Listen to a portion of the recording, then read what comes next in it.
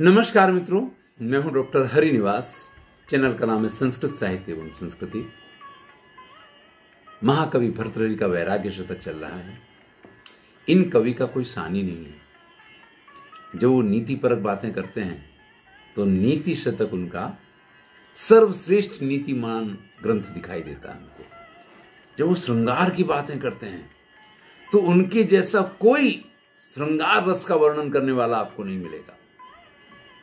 और जब वो वैराग्य की बातें करते हैं तो मैंने कहा कि किसी भी क्षेत्र में इन कवि का कोई सानी नहीं है। अभी तक हमने तृष्णा की बातें सुनी। तृष्णा का ही जरा परिवर्तित और सुंदर सा एक रूप है और उसका नाम रख दिया गया है आशा। वैसे तो यह भी उल्लेख मिलता है कि आशा ही जीवन है। अगर व्यक्ति आशावान है तो जीवन में वो आगे बढ़ता रहता है, और अगर वो निराश हो गया तो आत्महत्या कर लेगा, क्योंकि वो डिप्रेशन में चला जाएगा। लेकिन हमारे शास्त्र ये कहते हैं आशा ही परमम दुखम निराशा ही परमम सुखम, कि आशा से बड़ा कोई दुख नहीं और निराशा से बड़ा कोई सुख नहीं। अगर आप किसी चीज की आशा रखते हैं और आपकी वो आशा फलवती नहीं होती है तो आप दुखी होते हैं। कहते हैं खलोल्लापा सोढ़ा कथमपि तदाराधन परे निगृह्यांतर्वाष्पम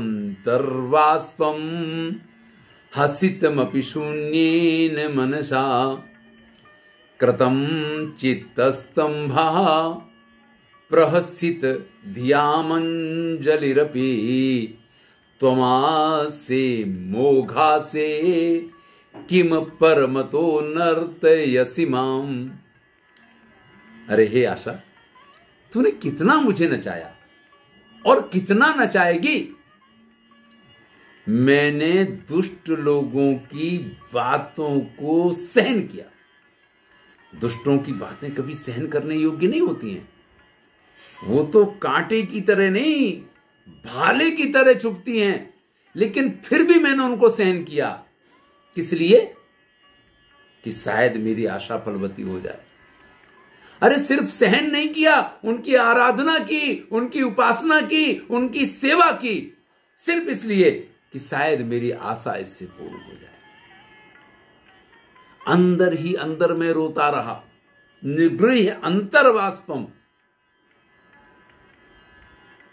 और शून्य मन से, जिसमें कोई भावना नहीं होती है, लेकिन अगर सेठ हंस रहा तो उसकी हंसी में हंसना पड़ेगा, मिलाना पड़ेगा।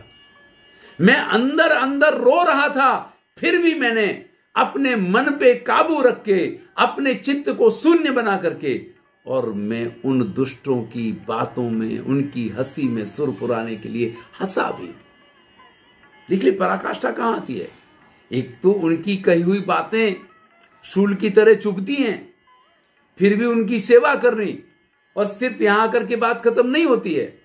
अंदर अंदर मैं रो रहा हूं, फिर भी उनकी हंसने वाली बातों पे हंसना, और वो किसी और के लिए नहीं, वो मेरा ही मजाक उड़ाते, और मेरा मजाक जब वो उड़ाए तो अपने ही मजाक पे स्वयं हंसना।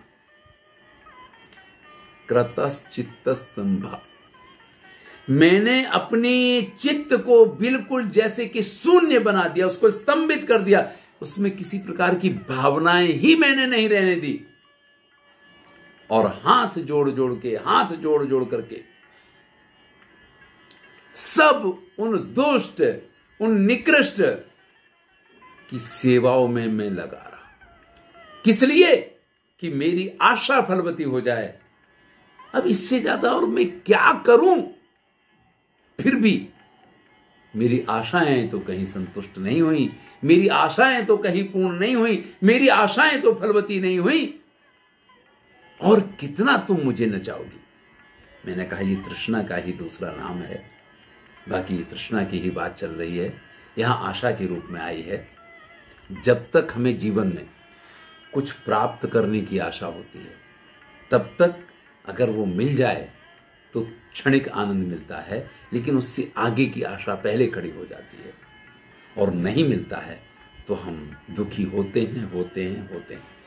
इसीलिए अगर हम वैराग्य शतक पढ़ रहे हैं तो हमें कहना पड़ेगा कि आशा ही परमम दुखम, निराशा ही परमम सुखम। लेकिन अगर हम नीति शतक पढ़ेंगे तो हम कहेंगे कि आशा ही जीवन है और निराशा ये मृत्यु है, क्योंकि जब व्यक्ति निराश हो जाता है तो उसको जीवन में जीने की चाह नहीं रह जाती है, और जब तक उसके मन में आशाओं के समुद्र हिलोरे मारते होते हैं तब तक वो और आगे और आगे और आगे बढ़ने की कोशिश करता है।